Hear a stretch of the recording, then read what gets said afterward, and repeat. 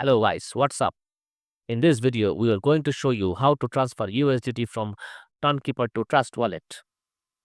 Of course, you need to do two things, your Tonkeeper account and your Trust Wallet account. Whether you use it on your mobile device or Google Chrome extension, they both work.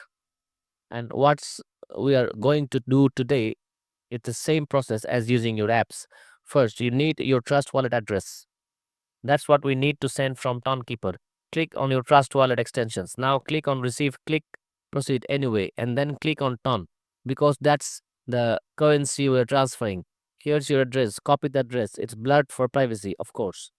Once you have copied, go to your Tonkeeper extension, click Send, and paste the address here. You need comment, just say transfer to Trust Wallet. Click Continue, and you will be good to go. And that's pretty much it. Hope you liked the video. Like, comment, share, and subscribe. Ring the bell. We will see you in the next one.